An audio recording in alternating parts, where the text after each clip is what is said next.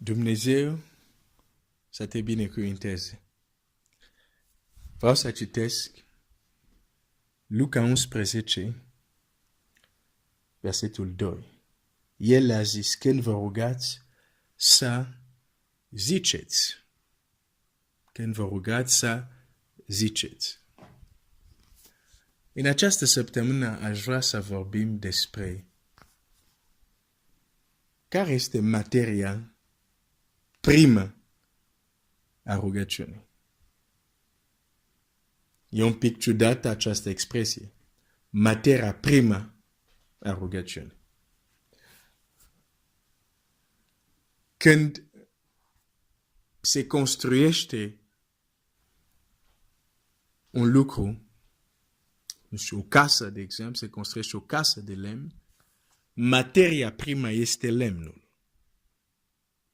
Dar între copaci care vezi în pădure și construcția finalizată, de exemplu, casă de lemn, vezi o diferență. Nu este același lucru. Nu poți să folosești copaci care sunt în pădure ca o casă. Dacă vrei ca materia prima, lemnul, să devină o casă, trebuie să treacă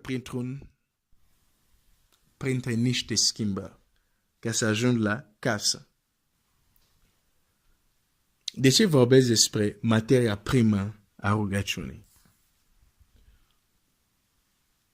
Când ne uităm la ce spune Domnul Iisus despre rugăciune, ce ne învață despre rugăciune, ar trebui să fim uimiți.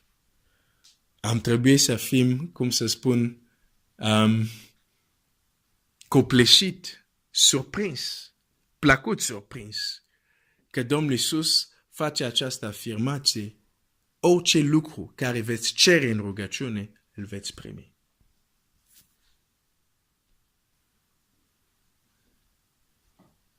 O promisiune mai mare decât asta. O astfel de promisiune. Dar din păcate, nu o credem. Și de asta nu suntem uimiți, nici bucuroși, nici entuziasmați de astfel de cuvinte. Din păcate ne lasă rece. Dar aș vrea să nu ne mai lase rece. Aș vrea că atunci când citești, ai chiar să mă duc în Marcu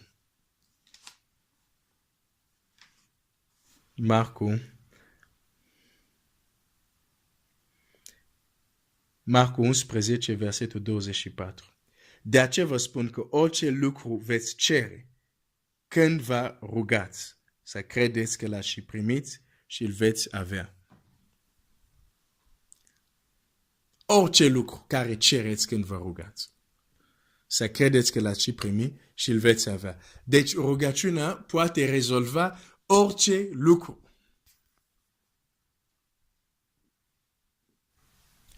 Și Domnul Iisus a demonstrat asta în viața lui. A demonstrat că rugăciunea este răspunsul la tot.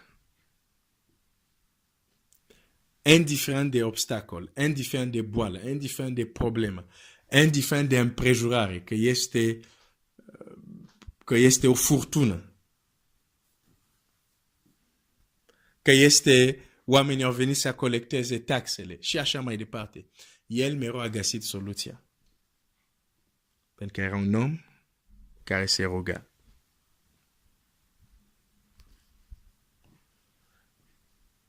Materia prima rugăciune. Ce vreau să spun prin asta?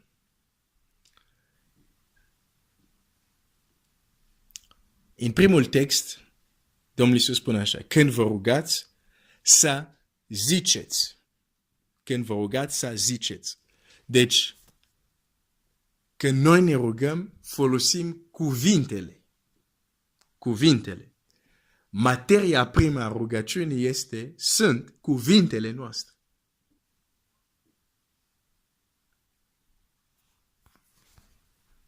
Cuvintele. Da, nu numai. Dar asta e, cum să zic, una din materiile prime. Cuvintele. Când voi vă rugați, să ziceți.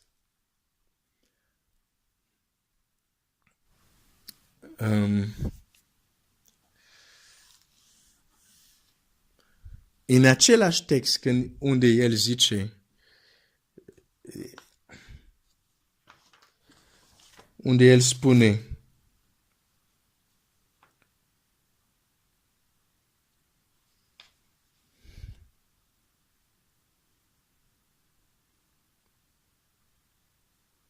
de fapt, un alt text în Matei 6:7 zice, când vă rugați să nu bolborosiți aceleași vorbe, ca pagâni care le se pare că dacă spun o mulțime de vorbe, vor fi ascultați.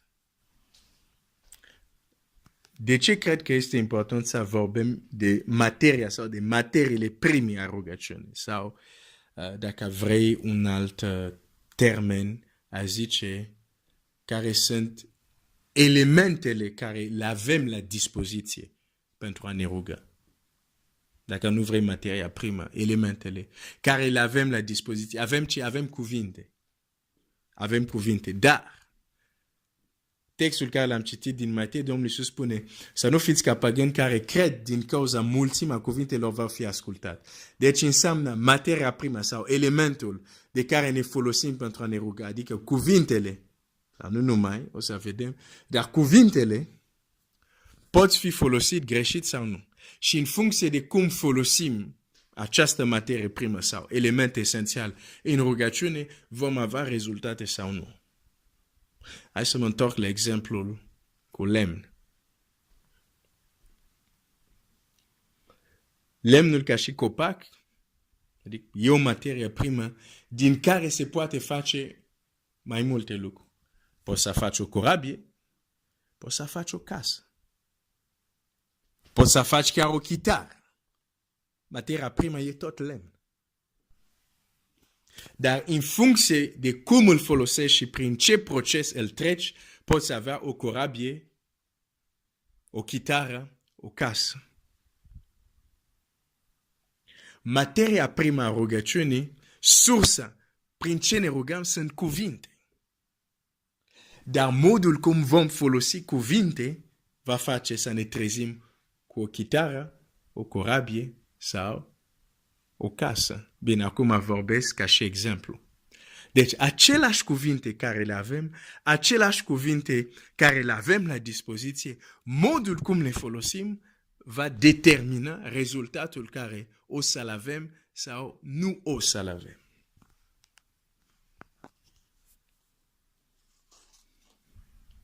Când vă rugați să ziceți, folosim cuvinte când ne rugăm. Dar cum să le folosim? Pentru că, în funcție de cum folosești o materie primă, ai un rezultat anume. Domnul Iisus deja ne-a garantat că dacă ne rugăm cum trebuie, cum El ne învață să ne rugăm, vom avea rezultatele. Dar știm că ne folosim de cuvinte când ne rugăm.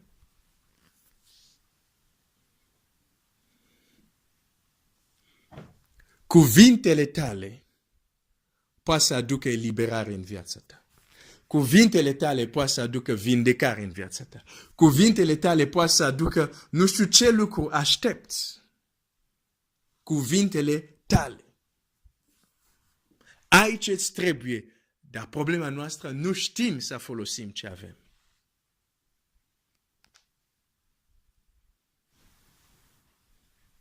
Viața și moartea este la puterea limbii, spune Scriptura. Proverb 18, versetul 21. Moartea și viața sunt în puterea limbii. Același limbă poate construi viața, același limbă poate să da moarte. Același limbă poți să spui cuvintele care să înalțe rugăciune care să aducă o schimbare în viața ta. Când vă rugați să ziceți despre cuvintele aș vrea să ne gândim. Despre materia primă a rugăciunii aș vrea să medităm în această săptămână. Despre faptul că de fapt avem ce ne trebuie, avem cuvintele, dar oare știm să le folosim? Dumnezeu să te binecuvânteze.